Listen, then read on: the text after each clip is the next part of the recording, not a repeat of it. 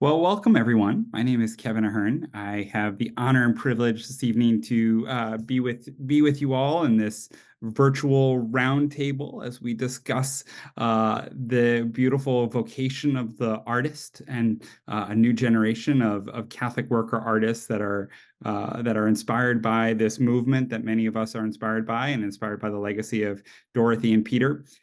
This is sort of a part two to a webinar we did last year. I think it was last year, it might have been 2 years ago, about the vocation of the journalist.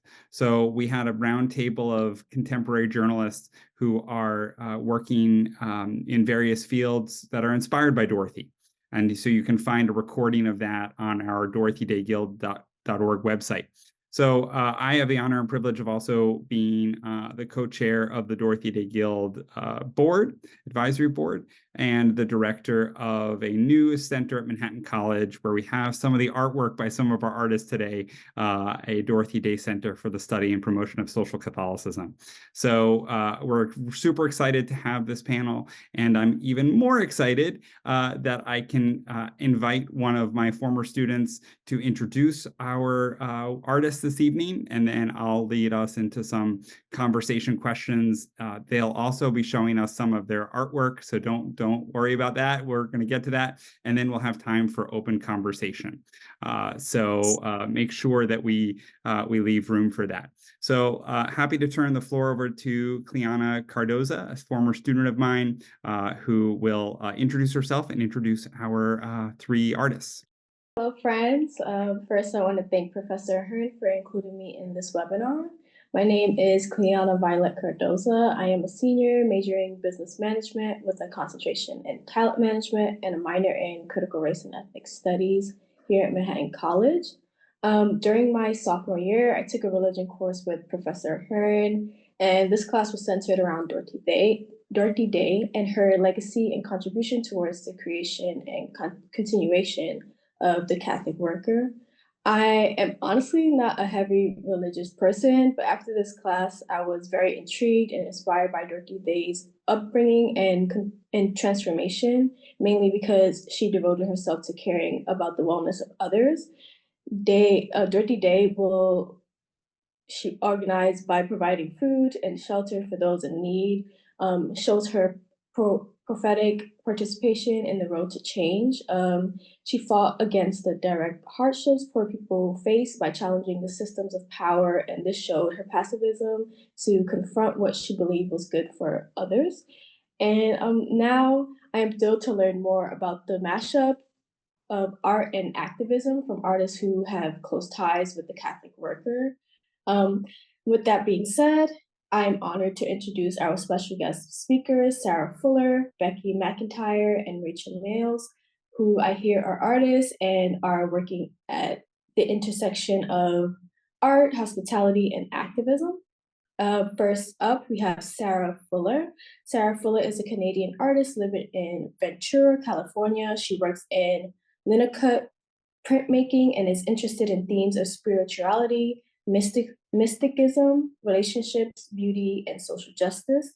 She is influenced by her time in the Catholic worker movement, mostly at the Los Angeles Catholic Worker, and by liturgical art and nature. She is interested in community art and hosts printmaking workshops.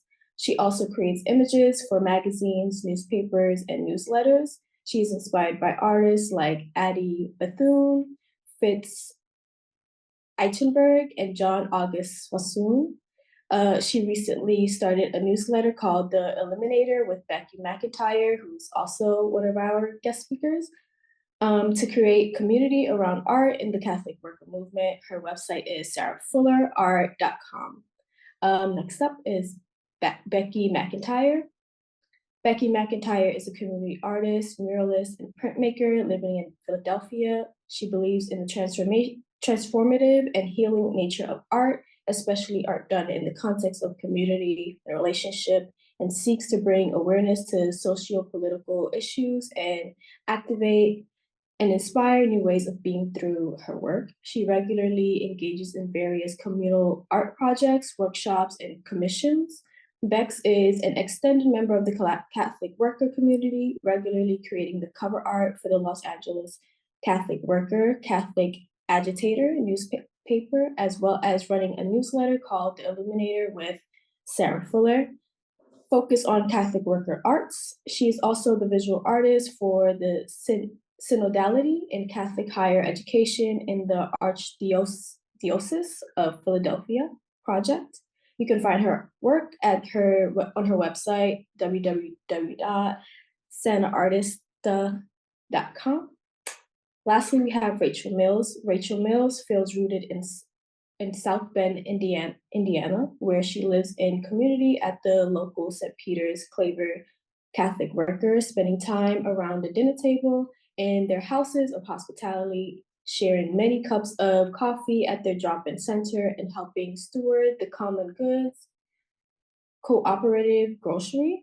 She finds a light in printmaking, peacemaking, people, plants, and the word particular.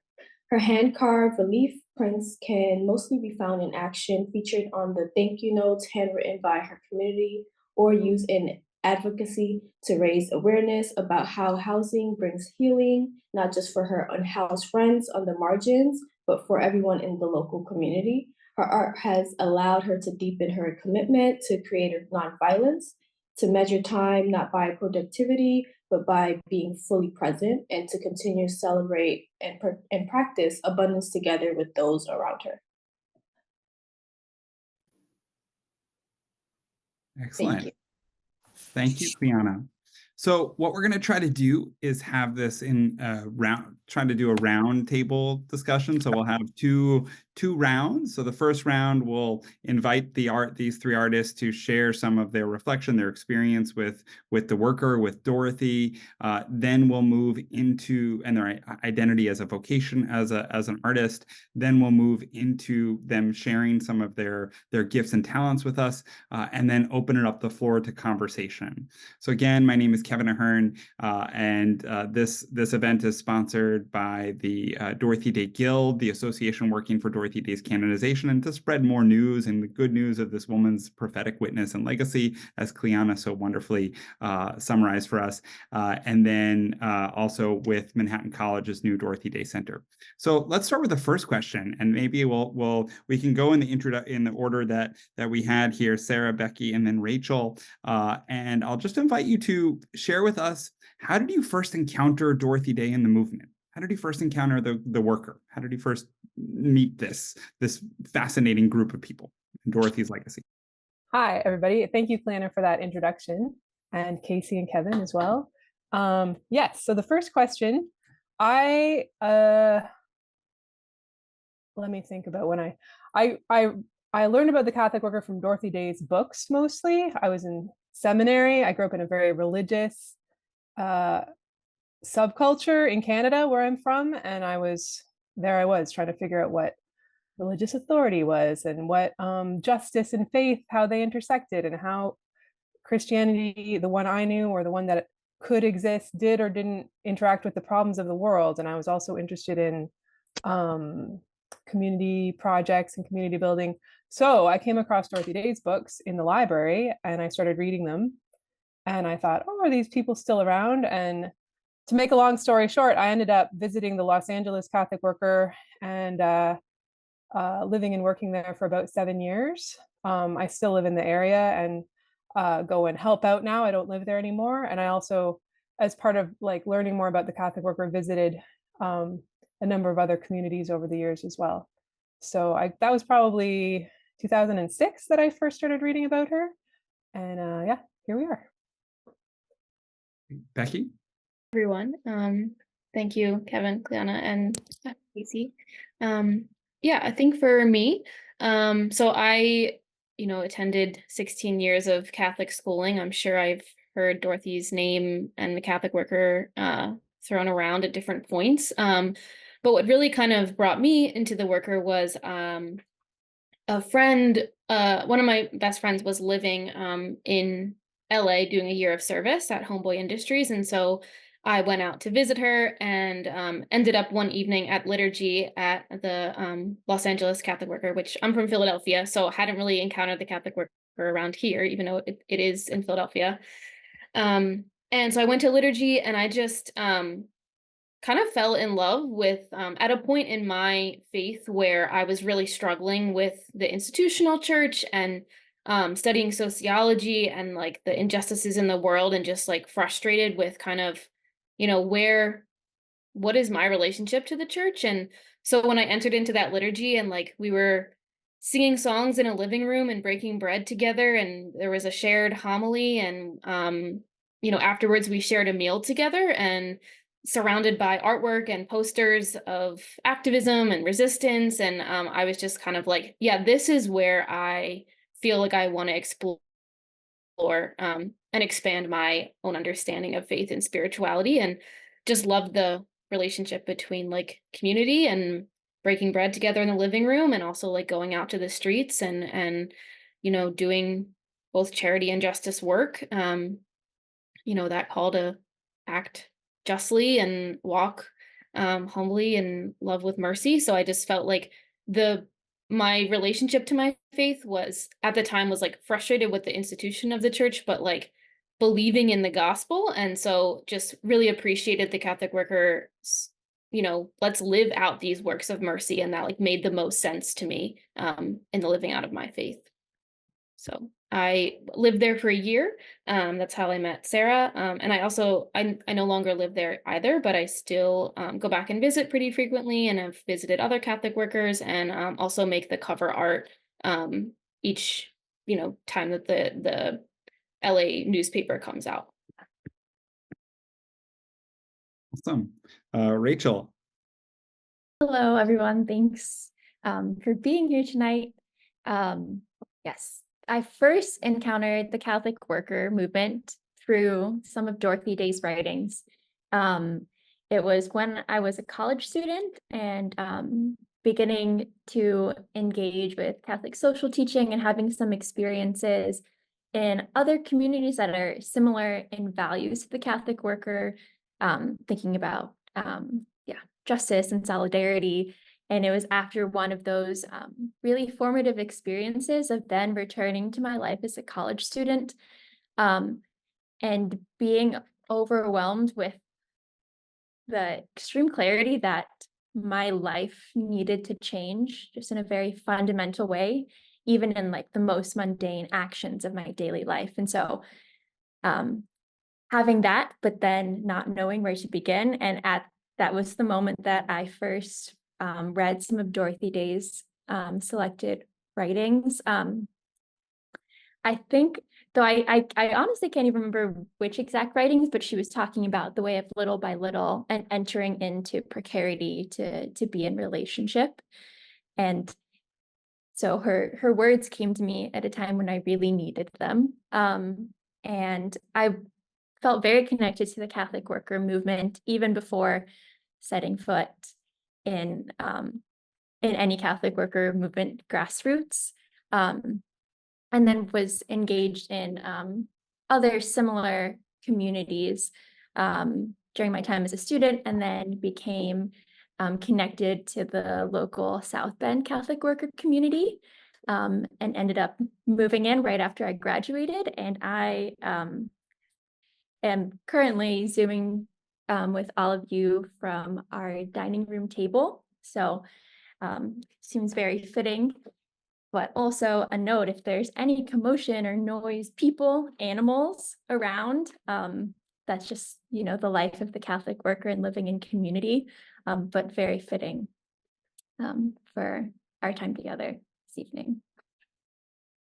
Wonderful. So that's the second question approach. It sort of goes from the other angle, right? So it's about your role or your vocation or your understanding as an artist. So I'll go the reverse order. So we'll start with Rachel. What does it mean? Do you identify as an artist? Like, if so, how? Like, what does that mean to you? Is it a vocation? Like, what does it mean to be an artist if that's how you identify?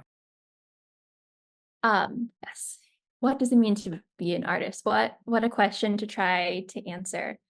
I think one of the first things that comes to mind for me personally, believing we are made in the image of a God that is creator and is communion to be human is to be creative and to be in community, and creative in a very expansive sense of that word. So I think even that everyone has that creativity, even if we don't identify as an artist. And so I really have to also thank community members like Casey, who I think advocate and support my being an artist, maybe even more than I do, because I think that has felt sometimes like uncomfortable to step into the identity of saying I'm an artist. But in terms of thinking of being an artist as vocation,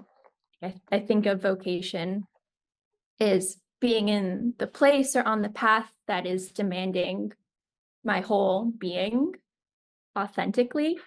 And so in that way, I do think engaging in creativity is part of my vocation, of just my response or way to process, like relate to the world and to others. And I wasn't engaging with art in the same way that I am before living in my current community. And it has just been very organic and natural in finding like where my gifts or my joy are meeting the needs of my immediate community, larger local community, and most of the time responding to a need, which I can elaborate further on in some of the examples of my art. Great. Yeah, Becky. Yeah, I think I resonate with what you shared, Rachel, about that piece of creativity, because I think that like being an artist is really just about like tapping into our own creativity, which is a way of like connecting with something deeper, like with our soul. And yeah, I think that like we are all creative, so it's not just about like, you know, traditional art, but it's about, it can be cooking and moving and gardening and, you know, in the way we engage with people. I think all of those things can be creative. And I didn't study art, and there's also been different times where I've like considered myself artistic, but not creative, or the other way around. And I think coming to the realization like later through different experiences that like, yeah, it's just about us engaging in how we engage with the world. And so I think in terms of vocation, like thinking about like, you know, it's not just about creating something, but it's also like, how do we bring creativity to any process, to any job, to any encounter, decision, community experience? Like, how do we think outside the box to, you know, come up with the different solutions? And so I think that's all about what it means to be an artist. And I appreciate that I didn't study art, because I think like a lot of the art I have learned has come in the context of community and like learning from other artists who have learned in the context of community. And so as a muralist, I think I really have learned how to, you know, all of my work, like I consider myself like a community artist because all of my work is usually like surrounded by and engaged with community. It's social, it's engaging with other people through it. And so I think murals have taught me a lot about that. And like doing community paint days and community brainstorms, but also just like the Catholic worker movement, like that it's the space that we create. And so I think I have done a lot of work with synodality too. And so just it's been inspiring for me to hear like Pope Francis talk about artists too. And just like he talked to artists in the Sistine Chapel, I think it was last year, and saying that like the role of the artist is to like be like a prophet and like call out in society what can be better, to like share the truth for a better world, to convert, to transform, to like unmask truisms. And you know, even before him, like Pope John Paul II like talked about like how artists are doing a service for the common good. And so there's been this like back and forth, even in my own life, as I like begin to explore what it means to be an artist like full time. You know, like, is art enough, right? But I think there are many ways in which we like, it's beyond just like the product that we create. And it was inspiring Sarah and I a few months ago were reading the introduction to Dorothy Day's The Long Loneliness, and she shares about how, you know, the arts inspire her to like keep going. And so she was like, I wouldn't be able to keep going if I didn't have the paintings of Van Gogh or the readings of Dostoevsky. And so just that it's like it's more than the product. It's about a way of being. Sarah? Yeah, I was thinking about this question too. It's a really interesting question. I was thinking about it a little bit through the lens of I had some like art that I had made at like a craft fair the other weekend. And so people would come and look at it. And a question I would ask them is like, oh, do you also make art? Like, are you an artist? Because, you know, people are interested. You think, oh, maybe they make art or maybe they do something similar. And it was fun because a lot of people were like, yes. So there was a category of people who were like, no, I personally do not like to make art. That's not important to me, but I love looking at art and I appreciate it. And I thought that was very interesting because I was like, oh, like that person is having a different experience than I am because like I feel differently, but I really like this experience they're having because like it fits well with me, like expressing myself as a person, that they like are interested in that. And I think that's also something that can change over the course of someone's lifetime, right? You might feel differently at one stage than another. And then there were some people who were like kind of interested. And then there were also people who were like, they would often say something like, well, I also make art, but I'm not really an artist. And I know that what I'm doing isn't very important. Like they would say things like that. And I'd be like, oh, like that feeling doesn't really go away, I think, for most people, no matter how long or how publicly you do things. Maybe for some people it goes away, but like internally, I'm not experiencing any difference than what you're saying about making art and whether or not that affects whether or not you're an artist, you know? So I think some people, and maybe different people at different stage in their life, do feel a need to make art. And that is perhaps what makes you an artist. And also, we live in a strange world where we're encouraged to tie our identities to things like, well, do you have like measurable objectives, or have you made a lot of money, or like just different things. Instagram followers is a new one. It's a new one. So like things are, and that I think is unrelated to whether or not you're an artist, but like it's hard for us since we've been socialized in this way to think about that. And I also agree with Rachel that like being in the Catholic Worker really helped me. Art was always something I did very privately, and being in the Catholic Worker is where people like very privately, and that's where people were like, oh, you could like use this and we could like share it and it would be like useful and enriching to other people. And I think that was really encouraging and maybe helpful for me as an artist. You know, the Catholic Worker kind of encourages people to share their gifts where they're at with whatever they have at the time. And yeah, that's helpful, especially when you're starting a journey and you're not sure where it'll go. That's great. I'm reminded as you were all speaking of some of Dorothy's reflections in The Long Loneliness in one of the sections I read with my students today, about she describes about the joy of being a co-creator with God and what's involved in that. And you know, we could think about, you know, co-creating life with God and co-creating art at some point. But so we've discussed, you know, sort of your role, how you've approached art, or where art has come into your life, how the worker has come into your life. And so one last question before we shift into allowing you all to show us some of what your creative works are. Right? How do you see these two things mixing? Right. So I have some students working on their own models of Catholic Worker papers, and they're all coming up. There's a similar kind of like aesthetic, or a similar kind of, if that's the right word, a similar kind of like approach to print art in a way. And there are obviously other forms of media and other forms of creativity, but how does art, the Catholic Worker, activism, hospitality, how do you see these things like mixing? Because they're mixing in a distinctive way, right? So Sarah, I wonder if I can, it's probably a big question, but you know, Sarah, you obviously are seeing a connection here, even in what you produce, that some of it on our wall, that I just got some of your work recently, but where do you see those connections?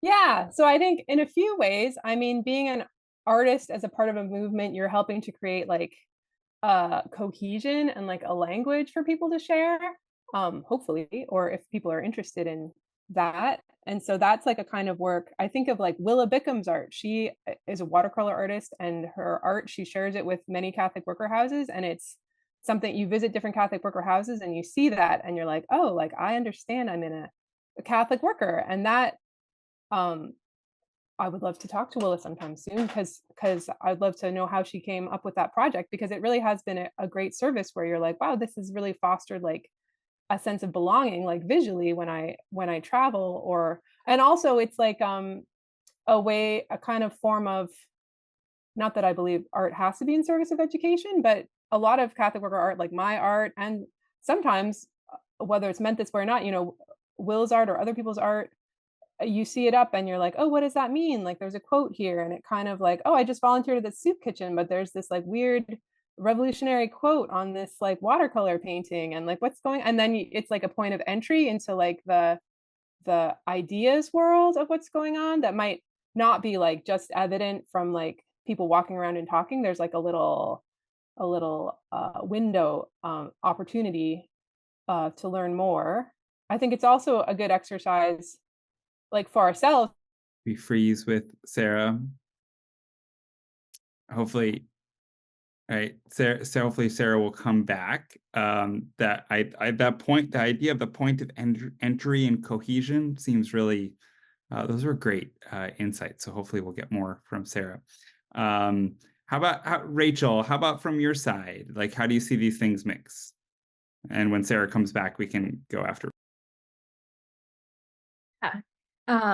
Yeah, thinking of the connections with hospitality and activism. Well, in the work of hospitality and welcoming, obviously the stuff of survival we need to take care of, the cups of coffee, getting dinner on the table, but we also need the stuff of the soul. And I think that's something like try to share with a lot of folks who come to volunteer, like emphasizing like, yes, it's important to serve the coffee, but also like the most important work that might be happening is entering into conversation, and entering into relationship and getting to know and being in community, and also being able to incorporate some creativity and art into that is like feels like we can welcome more of the whole person or find some joy, and we don't have to just always focus on the survival. And then also just that it really takes a lot of creativity to imagine the world as other than it is, like a new society in the shell of the old. So that kind of like creativity in a very expansive sense, not just maybe the limited definition that immediately comes to mind when we hear creative often.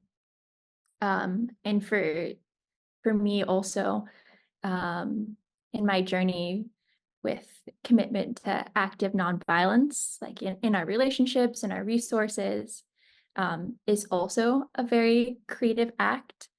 And so not only does it create some of the delight together that can keep us going, but also the practice itself is mirroring the other work that we are doing. That's great. The stuff of the soul. That's great. Becky. Yeah, I think when I think of the Catholic worker, like the first thing I think of is like entering into a house of hospitality and like what that environment and what that space feels like, right? And so I think art is also about like creating environment, creating space, and like when the walls are covered in art and like fun colors and there's like tapestries around, and like it just creates an environment that's welcoming, that fosters belonging, and like how art can celebrate diversity and like celebrate unity but not uniformity, and like show us multiple perspectives. It allows for community building, it allows for people's whole selves to be welcomed into the space, and that's hospitality, right? Like how do we how do we bring people in, bring people together, and like see different perspectives, and like also I think move us from our minds into our bodies and into our like emotions and into our hearts. And I think art does that because it disarms us, and so like it helps us to kind of enter into conversations, I think, which is a piece of activism, right? Like when we want people to change and we want to influence change, like we're not going to get there by like spewing ideas at each other. We need to like listen to each other's stories, and I think art kind of like helps us to keep us in our stories. And you know, with activism, I think I really appreciate what you said, Rachel, around like it takes a lot of energy to imagine the world that we want to create. And so I think art helps us to imagine, and that helps us like on the road of mission. It helps to like keep us inspired and like to think of what we do want, not just what we don't want. And like kind of, yeah, keeps us, like I said, embodied. And also like within the worker, like, you know, there's protest art on protest signs, and there's the newspapers like spreading or pairing in like words with imagery. And so it's just like this, that which Fritz and Dorothy talk a lot about, like that pairing of like how those things work together to like speak to people. And I think it's also accessible. You know, it's a lot easier to see something and engage with it than it is to read a 20-page or 30-page document or article or newspaper or and I think, you know, that's a piece of why the articles are also like short, because it's like pairing a strong image with a short article to kind of like get people, you know, engaged and attentive.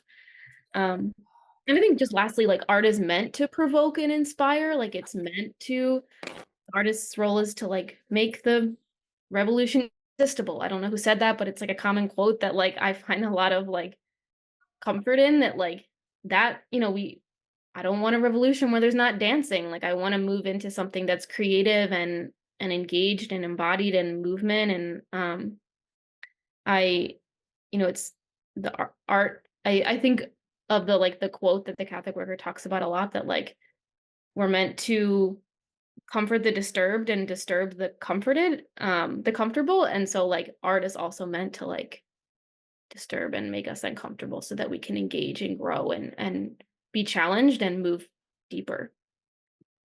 That's great. You know, Becky, as you talked, I was reminded someone, you know, once said to me that it's hard to define, describe all Catholic worker houses, but you kind of know it when you see it. And I'm wondering if, you know, art is part of that, right? I think that's kind of what you were suggesting. Sarah, I'm glad to see you back. You missed some great insights here. Hopefully we'll get this recorded up. But did you want to, we heard some of the things that you were saying, but do you want to just follow up on, wrap up? Oh, I think I'm all right. I think yeah. So maybe when we get what other insights that you come into, we can see in your actual visual representations, if we can share. So our three panelists here all have co-host abilities to show us off. And I'd like to, maybe we'll start with, like Rachel. Do you mind starting us off? And then we'll move to Becky and then to Sarah, okay? Great. Yeah, just give me a moment with technology to share my screen here. And then after our three friends here share their creative work, I'll give Cleanna a minute to just, if she has a question or a response as a student, I always like to prioritize that. And then we'll open it up to your own, to the other questions from the group here. So go ahead, Rachel. This works successfully. Everyone can see this. Okay, great. Yeah, well, I know we're all here through the Dorothy Day Guild, but I'm starting with this print of Peter Morin, which was one of the first prints that I was ever creating, which it was just my COVID hobby that I was teaching myself. And so mainly the prints I was initially making were just the size of a normal thank you note card, and I still am hand printing almost all of the thank you notes that we write as a community to everyone who supports us and our work. And so I started with Dorothy, but then I just realized that there are so many artistic representations of Dorothy and not as many as Peter. So I wanted to spend some time to also create one. And I'll just show many. I'm actually quite bad at documenting as I go, and most of them are out in the world having been sent in the mail. So I'll just keep going through all of these to get a sense of how many thousands of thank you notes I've printed that are somewhere in the world. So that's one context that I've created a lot, kind of where I began, and to kind of go through different elements of our community life. Another place where I've been creating art is through our Common Goods co-op, which is at our drop-in center, Our Lady of the Road, that can serve our larger community than the folks who live in our core community and our houses of hospitality.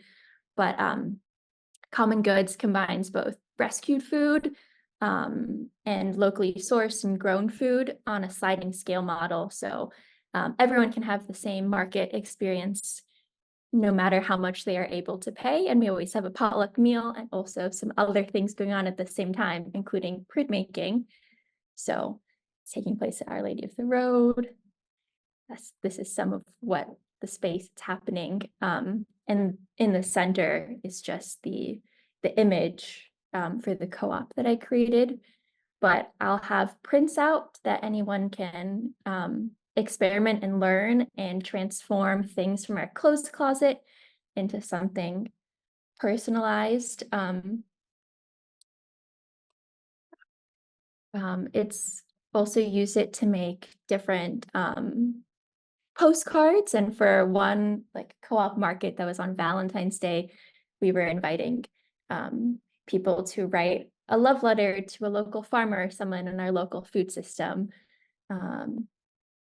And then had to feature some of our fun stickers with our little compost possum that was showing up in our compost bucket. And then moving forward with that design that's in the center, which this might be the most visible of my art that maybe others have encountered. But this image just came through some of my reflections on our low barrier housing program that emerged in the height of COVID to respond to folks who were living down the street in a tent encampment, around 100 folks. And we were trying to be creative and think of a better way for all of us to be living together. And this turned into a program called Motels for Now, where we're able to offer everyone there a room at a local motel that also during COVID, no one is staying. There's some mutual flourishing there as a creative solution. But now Motels for Now is the only low barrier temporary housing program in the county. Around like over 100 folks are there at any given time, and hopefully is just on the brink of becoming its own. But in reflecting about that, this was the image that came to mind of imagining that place, which was emerged from the Catholic worker in Our Lady of the Road in our neighborhood as the front porch of our local community, as that place to extend hospitality. I think some words from Father Greg Boyle about that we need to be the front porch of the house we all long to live in, or when he quotes the poet Hafez saying that we're just house sitting for God. The image is one of our Catholic worker houses of hospitality, but I was thinking of some of those resonances, and that this was our front porch of our local community to to welcome the most vulnerable and those on the margins. And then surrounding and embracing the house were some goldenrod and asters, native plants that grow together for pollinators, and they are beautiful together. There's reciprocity, and then also milkweed, and thinking of those as also models of not just how we might live well together, but live beautifully together. And this was just something that emerged in my reflections, and I created this print. And then at some moments where we really needed some more advocacy and to come together as a community to make sure that this program continued and that all of our brothers and sisters who we've known for years and have housing for the first time don't lose that. I created a screen print of that. And we were telling people to come out and wear yellow in support at a bunch of local county council meetings. And we've now printed hundreds of these shirts. And that was, a great moment to see art in action and activism. But it's also been a great opportunity to introduce a lot of people to printmaking, and we've had little printmaking parties at our drop-in center, Our Lady of the Road. Almost everyone who's participated has never screen printed before, and they've helped print all of these t-shirts, also a potluck meal at the same time. Here are just some more images. Our laundry counter covered in some of the t-shirts. So I know I don't have that much time, so I just wanted to briefly look at those 3 different ways and parts of our community life where I have been sharing my art. So thank you. Wow, that's beautiful. Great job. Yeah, Becky. Okay. Can you all see that? Great. Okay. That was beautiful, Rachel. Thanks so much for sharing that. Yeah, so these are some of my linocut prints that I thought it was funny that you shared, Rachel, that you learned during the pandemic, because I also picked up printmaking during the pandemic, and I was quarantined in a room, and Sarah taught me how to printmake and gave me all her supplies. So that's kind of just how it started. And so as I shared earlier, I often make the cover for the Agitator newspaper for the Catholic Worker in LA. And so these are all pieces that have been created for the cover. And usually it's a conversation with the community around, like, these are the themes that we're writing about, that we're sharing about, that we want to, spread awareness about, or, engage with. And so then we kind of usually brainstorm together as a community and think about, okay, what is some like imagery or wording that we want to like use to kind of uplift what the newspaper is carrying. And so often I combine a lot of my, I think I usually like to start with words. I really like the way that, particularly with printmaking, where, it's usually just black and white, or, it can be usually one color and another color, and just like the starkness of it, like it draws your attention. And so I really like combining like quotes or statements or words with imagery. And so these are just some pieces of where we kind of found a quote that kind of matched the agitator like theme, and then created an image around that.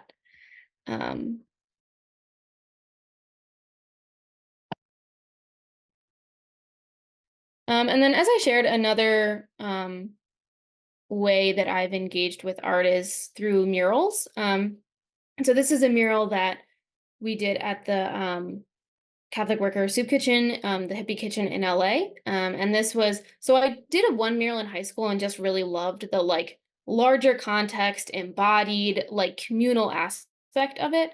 And so this was painted with a few artists, some of which came from Skid Row community, which is where the soup kitchen is in LA.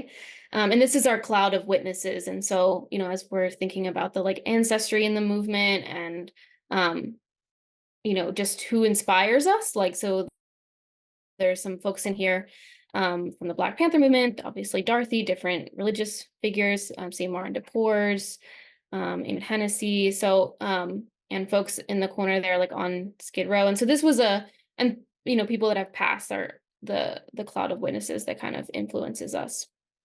So this was, you know, my first time kind of like helping to design a mural. And then I came and like this kind of like is the backdrop where people are like cutting onions and chopping carrots and like buttering bread that's for the soup kitchen, which is like the piece of hospitality that the LA worker does. And so again, that like idea of space. And so I also like do a lot of murals here in Philadelphia. So when I came back, I started to get involved with an organization called Walls for Justice. And so the mural here was actually, it started as a linocut. And so I carved it as a linocut and then we created it into a mural. And so this is my first mural for this. It was a community like organization that was like sharing food and preventative services and like resources during the pandemic in a parking lot to folks in Kensington, which is the area where there's a lot of, you know, high rates of folks who are like using substances and, you know, homelessness. And so just an area where like resources are needed. And so a piece there was the organizers of this project wanted to share that like this is a space of healing and like all are welcome, and we're like, they called everyone sunshine as like a positive way to kind of move against the negative terms that are, you know, that are thrown out against folks who are using substances. And so all of our murals are communally painted and communally brainstormed, which is cool. And then here in the middle is just a photo of a table. This was a workshop that Sarah and I did. We've done a lot of like community printmaking workshops, and I've done some here in Philly as well. And so trying to engage people with creating something together with their individual pieces. And then on the end here is just an example of a piece of work that I did for synodality. And so the global synod is something that Pope Francis is calling for to engage the people of God in discerning how we journey and walk together in the future and discern the mission of the church. And so one skill that I've learned as an artist is how to like pull together and synthesize what people are saying through the arts. And so this was one of 6 pieces that I created when 400 students in Philadelphia came together to share their concerns and desires and hopes and obstacles with the church. And so this was one of 6 themes that we kind of determined. And so I created art that accompanied our report. And so just acknowledging like how art can be used to disseminate and synthesize information in an accessible way. So thank you. Great. Wow. Another inspiring show there. Sarah. Yeah, I'm back. Great. I'm back. Hey. Here I am. Well, let me see if I can share my screen and not get lost. Okay. So let me start at the beginning here. Whoops.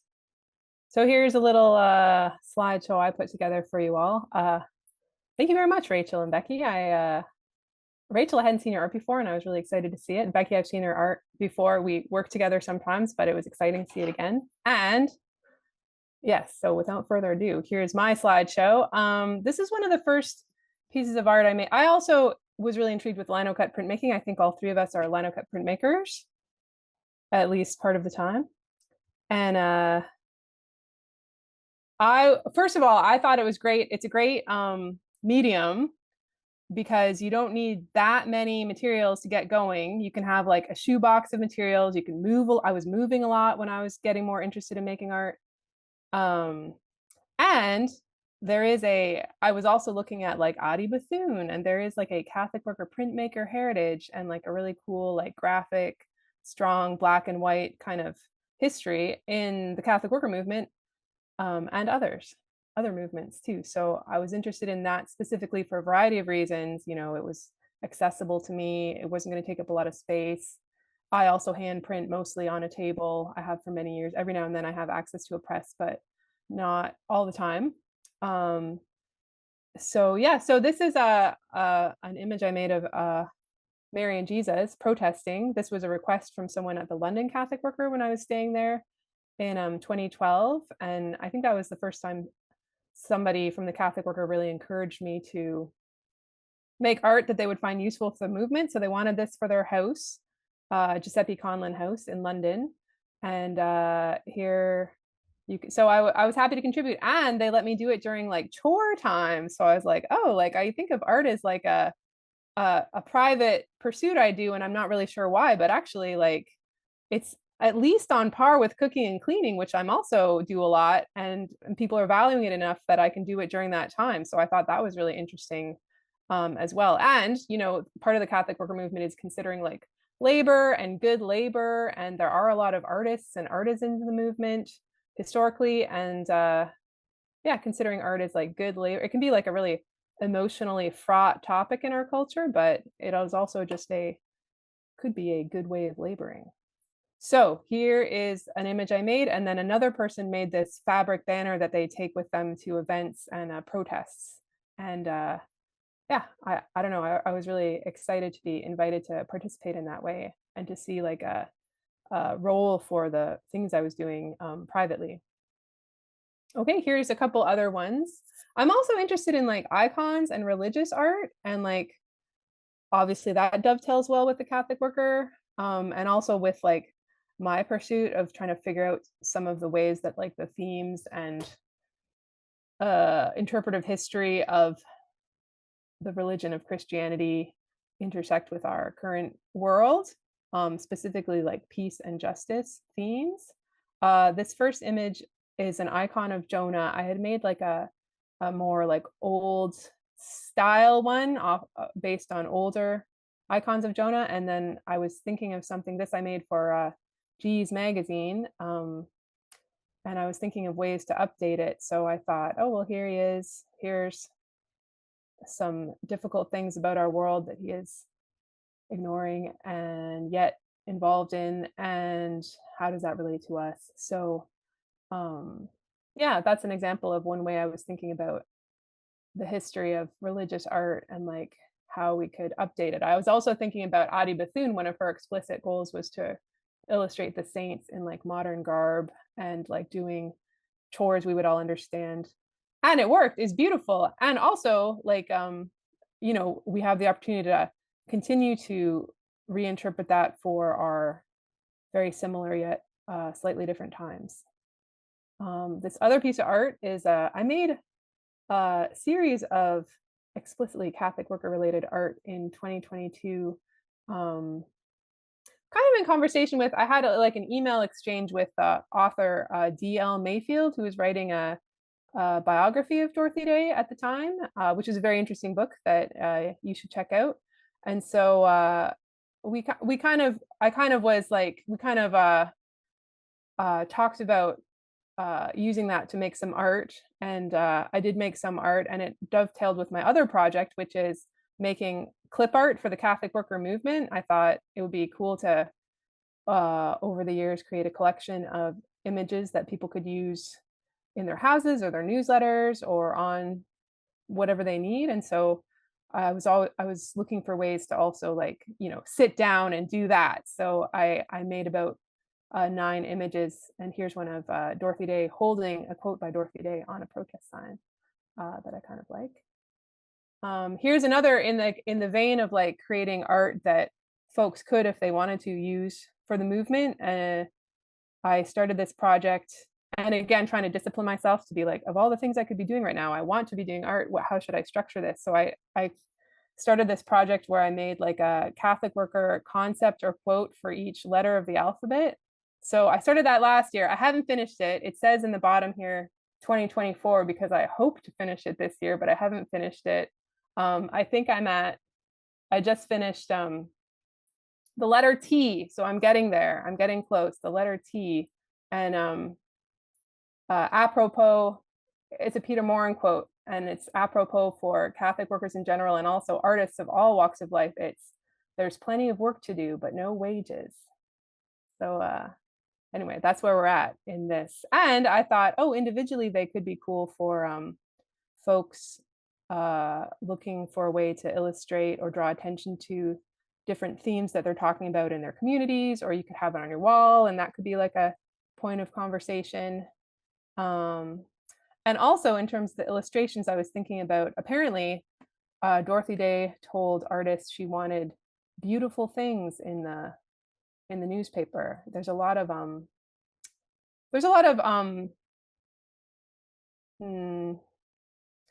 it can be a difficult life. You do see a lot of things that are tough, and it is important also to have these other parts of reality. It's important to have everything. I think it's also good to have art expressing the difficult things, but for this project I really leaned into the sort of beautiful things. Here's a few like me with a body doing art kind of pictures, because you know that's part of walking around being a person. And this is some photos from the last year. I was trying out some new things. I've always you know, done art in my spare time after my work, but I had some more time this last year to try some new things, and I was really excited about that. So I painted this mural, which is made out of a linocut and then projected on a wall and painted, which was a lot of fun. And that was for a friend's house. This is a picture on the top there of me at the Catholic worker craft retreat this year, which was wonderful. It takes place, usually it's hosted by Strangers and Guests Catholic Worker in Malloy, Iowa, Betsy Keenan and Brian Trell. And they also know a lot about the philosophy and history of the Catholic worker, would be an understatement. And they deeply believe in the role of craft in that. So it was a really fun weekend, but also kind of a profound weekend to see how people were making beautiful, neat things for the use of their communities and for others. So we did weaving and we milked some goats, and we yeah, it was a great weekend for getting to know some of those Midwest Catholic worker farmer types. And then at the bottom here is just like a fabric stamping workshop I did at the Los Angeles Catholic Worker, I think this summer too. So that was another, as Rachel and Becky mentioned, that was another great way to like share art with people and printmaking with people, and let people make some things and also connect together. Oh, and here's my website if you want to see more art. My website's a little bit chaotic, but I welcome you to check it out. So yeah, I think that's all the slides I brought for you all. Let me stop sharing my screen here. Wow. Wow. So inspiring. I looked at those 6 or 8 different alphabet things a few times, Sarah, and it never dawned on me that they were alphabet. That like it just I looked at those images, including what it was sent to me, and I'm excited for maybe a alphabet for kids, Catholic worker art for kids. You know, book to alphabet. You know, A is for there's that book A is for Activist that features Dorothy somewhere in the back. But so there are children. There's a need for children's books around the Catholic worker. Speaking as a parent. Well, this is great, and I want to make sure. I'm sure others have responses, and what we have, 15 so 20 more minutes, if we so choose. But I wanted to just open it up to Cleanna, and then we'll open it up to others. So I always think it's important to privilege the voice or experiences of young people and students to start us off. So Cleanna. Hi again. I did have a couple of questions, but I'll only ask one due to time, if anything. How do you guys measure the effectiveness of your activism through art? I think that ties into measuring the effectiveness of any actions at all in the Catholic worker movement, which can be like a really fraught project, because many of the problems Catholic workers engage with continue to unfold, and there are efforts to like lobby and change and go to the source of the problem and get things to be changed differently. But yes, sometimes there's also a sense of kind of like sticking with the projects even when you're not sure if there's any measurable success. And I think that's a tension people talk about in the Catholic worker movement, is like the faithfulness versus effectiveness continuum, if it is a continuum, and maybe it's a different shape that we haven't figured out yet and could talk about differently. So in terms of my art, I'm not sure. I don't know if I know how to measure that it's effective. I guess I'm always delighted if somebody finds it useful or meaningful, and that does encourage me to continue. And then I do ask myself, like, how much should I have an internal fortitude to continue anyways, with or without that? But I have to say, like, it's definitely easier to continue when people report that they find your work meaningful in some way than if they did not report that. So I don't know. Those are my first initial thoughts. Maybe other folks have some other ideas. Yeah, I just have a quick thought. I think, yeah, it's challenging in many ways to measure activism, because it's also about like shifting people's attitudes too. And not like, it's also about the measurable change and the systems and the structures and the policies changing. And I think it's also about changing culture. And I think oftentimes like art kind of precedes that shift in culture and like aids it and moves it along. So yeah, I don't know that I have a concrete answer either, but I do think that yeah, that shift in culture and imagination is part of activism and is a way that the arts aid that. Probably echoing what has already been said, but I know that for me personally, I've been able to recognize that when thinking about structures and systems are the times when I begin to feel like overwhelmed, or like what is there to be done. And so I always know that I'm someone who needs to be really rooted in presence and accompaniment, and being with people. And I have found that the practice of creating prints has felt like a way to maybe be thinking about some of those larger structures in a way that feels more relational and intimate for me in my own like reflection and process, and then sharing that with others. The word success or successful is always difficult to try to define, but moments that I do count as a success is, yeah, when like with all the t-shirts that we were making, or like others examples of art, when that's an entry point for someone who didn't know about the Catholic worker, even in our local community. That's like a concrete thing that I can find as a small success. Wonderful. In the chat, Lisa makes a comment that in the print that has the name Dorothy, the way that the letters were written enabled her to see the word thy with the name of Dorothy, and bringing to mind the idea of love thy neighbor, which that's a nice thing.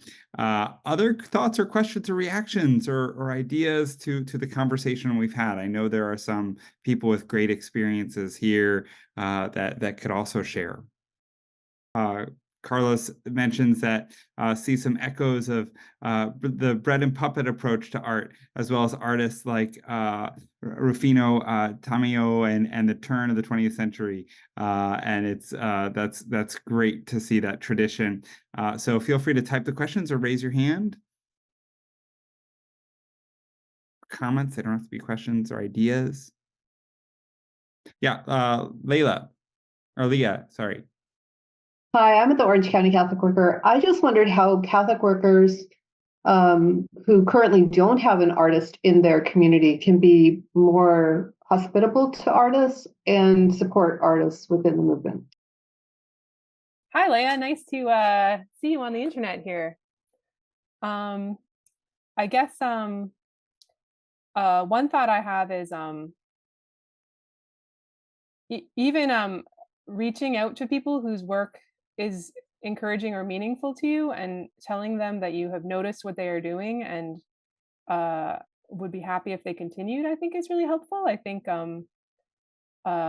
many of us create things and put them out into the world, whether it's a meal or a piece of art or a project or protest. And I think it's always encouraging to get any like feedback that people have about it. So yeah, I think that would be. I'm always like I'm a like a shy person most of the time, but like whenever like strangers have told me they appreciate something I've done, I'm like very happy to hear it. So like I'm always like, oh well, I'm sure they don't want to hear from me because like we don't even know each other, but like I don't know, that would be like a pretty direct way to encourage artists who you would like to see continue doing what they're doing. Is one thought I had. Great. Becky, you have a add to that? Sure. Yeah, I was just gonna add quickly too. I think, like, echoing Sarah, that like we create art so that it can be out in the world and like have meaning to people. And so like I think the beauty is that like sharing that art and putting it in newsletters and spraying it around, I think like is a desire that I think I have as a creator, that it like be spread and have meaning to people.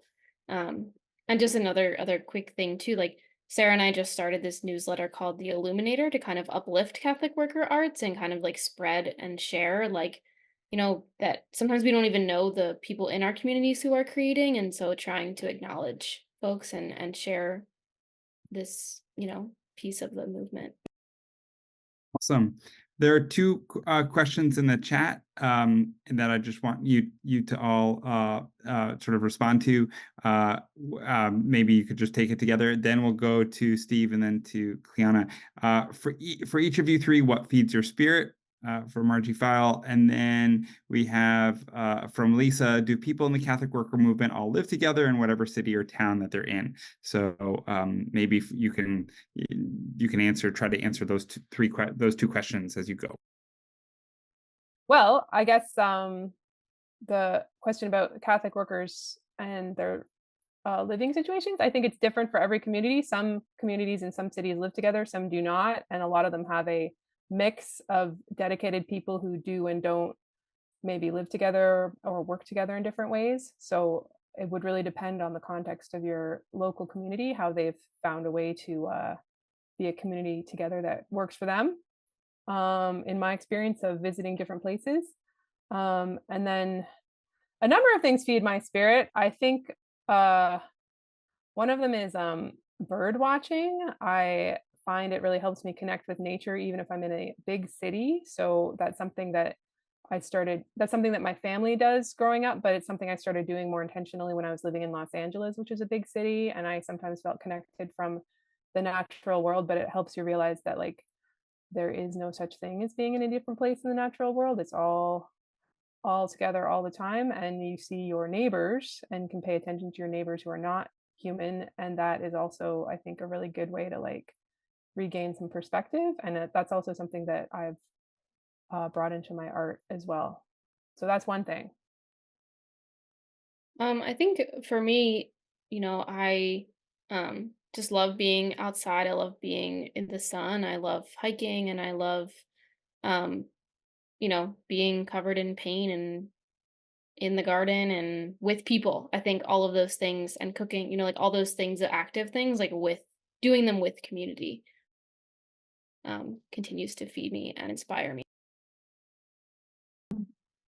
Similar to things that have already been named, the potluck meals, all being around the same table, getting creative with whatever random ingredients we have around the house and transforming them into something, getting my hands in the soil in our garden, our public library, being able to walk places, be more embodied. Yeah, things, yeah, things that are concrete with my hands, which is something I really love about relief printmaking. There's like the stage of the idea, the design, and then the next step is transferring that to the block and carving it. And then that's, for at least for me in that stage, like I can just focus on the concrete repetitive acts and kind of meditative. So I think like mundane repeated tasks like weeding or like carving a large section of a block print are underrated. And those are some of the best moments also for conversations of like in those shared tasks. And then to the other question about, do all people in the Catholic worker in a particular city or town live together? Different for all different communities. And even with our core community, with 2 houses of hospitality, then there's the larger community that's connected at our drop-in center just down the road. But one of our volunteers or guests at Our Lady of the Road one breakfast morning, like timidly approached me and asked, how do I join the Catholic worker, as in sign on the dotted line? And I responded by immediately laughing, but joyfully, like there's no dotted line to sign, nothing formal, because it's also the Catholic worker movement, not an organization. And so I said, like, even if you're not living in this core community, like being engaged in these same values about community, like also makes you a Catholic worker.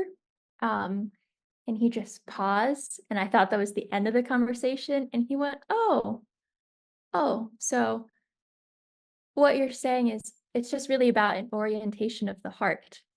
And I was like, I couldn't have said it better myself. So that's also just a note about how to define being part of a Catholic worker community or the movement in general. Beautiful. And I can imagine we can think of lots of different ways of how art intersects with the heart, right? The art and the heart there. Why don't we take Steve and Cleonna's questions just together, and then that way we can save time on that. So Steve and then Cleonna. Thanks, guys, for being here, for doing this. So I've heard you guys talk about how predominantly it started as almost a private expression of yourself, and then you were kind of drawn out of that to be able to do that within a communication and even put out by other people. What comes to mind for me is that one of the biggest challenges, and I'm not a visual artist, but just in writing, is that we become vulnerable in that. And so what I wonder is that in combining the two, in the chances that you've had to kind of bring a vulnerability to what it is that you're communicating, and how have you found that balance? And what have been the growths and the challenges in that? Because it's very difficult when you put something out there that's a little bit more self-expressive and not. But I imagine in community, as I know it, it's often messy. And vulnerability and relationships are connected with all that stuff. So that's my question. As comfortable as you guys may be to share that. My second question is kind of like an extension to Leah's question. So I was going to ask, have any of you decided to collaborate or share any of your murals, paintings, or like designs with other Catholic worker houses that may not have an artist living there? If yes, what is that process like, being that there may be some nuances between like the different Catholic worker houses? So 2 good questions.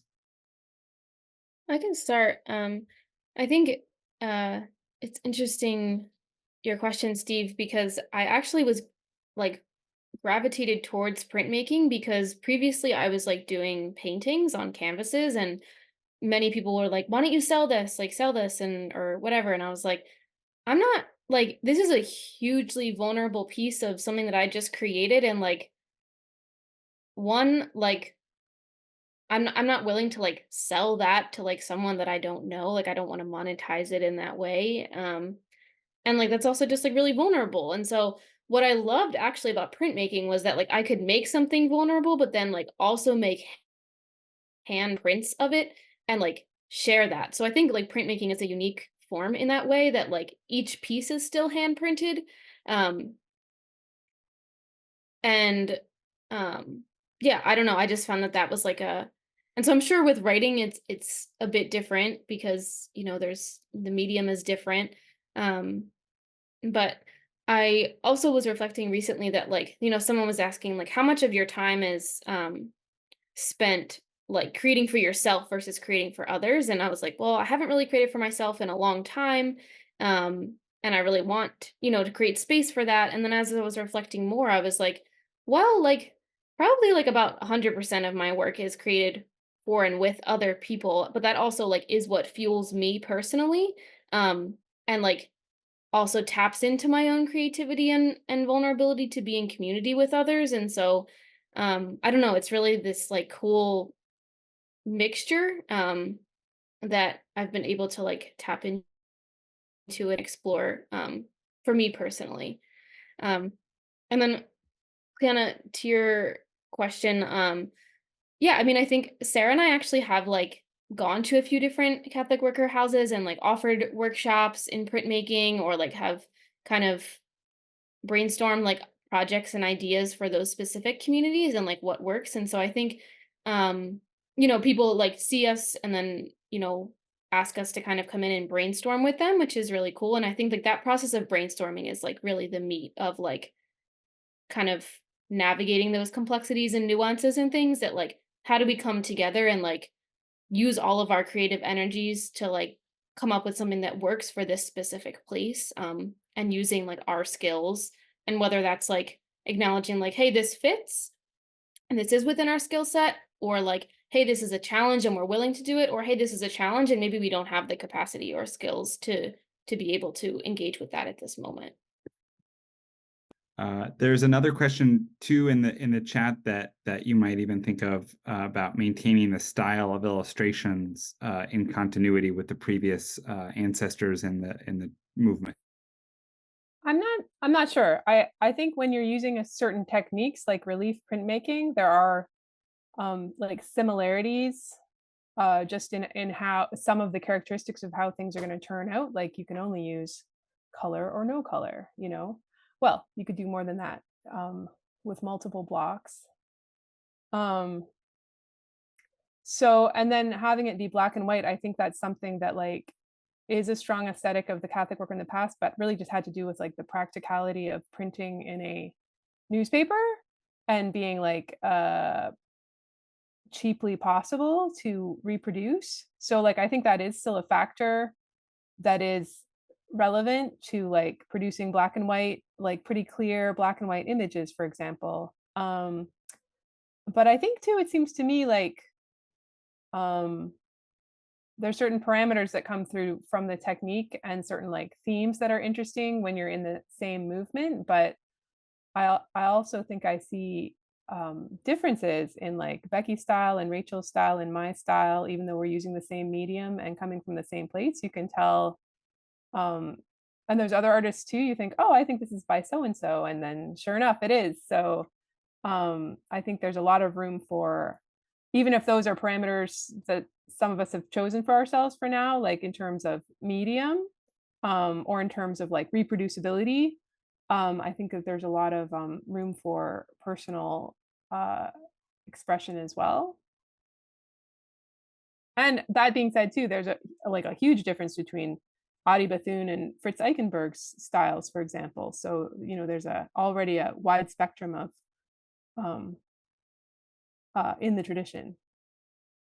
If we at Manhattan College, where we have the offices of the Dorothy Day Guild, we've been trying to collect the various images of Dorothy that have been produced, and it's really interesting to see consistencies, but also differences in styles and people from within the movement and outside the movement, and that one maybe last question, and then feel free as you answer, you can add your own other thoughts you might have. But why is it that a lot of the images of Dorothy, I have my own thoughts on this, but why are a lot of the images of Dorothy are of her as an older woman? And do you have any thoughts? On that? And then maybe any concluding comments you might make. So we'll end with thoughts on thinking about Dorothy. I mean, there's so many photographs of Dorothy Day, and it's really interesting to look at them and like see her changing over the years. I've made a few of her as a younger person. I have in that series of sort of moments from the Catholic worker history or life. I made one of like her as a young woman with her giving birth to her, or having just given birth to her daughter, Tamar, for example, which is like a hugely significant moment for the movement. So, but yeah, I think you're right that there are a lot of older representations of her. Maybe other people know why. Rachel or Becky, any thoughts on that?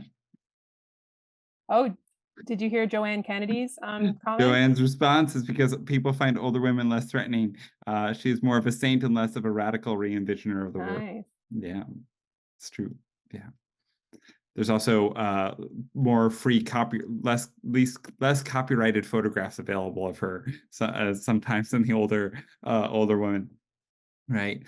Yeah, Rachel or Becky, any concluding thoughts on images around Dorothy or how we portray Dorothy in the movement or going forward?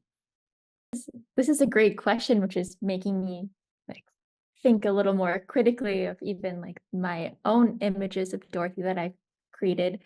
That just because there is more of an abundance of Dorothy versus Peter Moore, and as I mentioned in my slideshow, I felt like there were certain attributes already that made her identifiable, and I was just echoing those, but then like trying to create a portrait of Peter Moore, and when we don't have as many photographs of like that whole process was really interesting to think of without those references, like what can I incorporate that would express the spirit of Peter Moore or might be recognizable.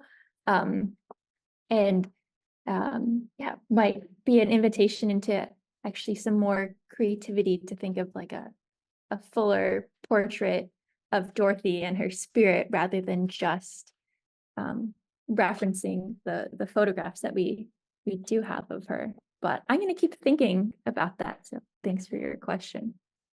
I guess just a note thinking about what you said, Joanne, that like sometimes when we like idolize people like Mother Teresa or Greg Boyle or Dorothy Day, like we kind of put them on this pedestal that they like are extraordinary, and we like forget that they are ordinary people that did extraordinary things, and like we also have the possibility to be saints if we like do those ordinary things with extraordinary, in extraordinary ways. And so I don't know, maybe viewing Dorothy as an older person, and maybe also, that's like more recognizable perhaps, but we remove our own like agency and call to do those ordinary things in ordinary ways. Great conversation tonight. I'm really excited to have learned a lot about art and about the creative process of that. Thank you all for joining us this evening. Thank you especially to Sarah, Becky, Rachel, also to our student Cleanna, to Casey for setting this up for us. This video of this will be available on the website of the Dorothy Day Guild in the coming few weeks. So stay tuned to that. And I hope we can continue to support, inspire, and share some of the great creative work that these three artists and other artists in the Catholic worker movement and adjacent to the Catholic worker movement are doing, both now and in the past and in the future. There's a lot of good news news to share in such a sometimes sad and dreadful world. And so I really am appreciative of the vocation that you all have and your time here sharing this with us this evening. Thank you all, and have a great rest of the Easter season.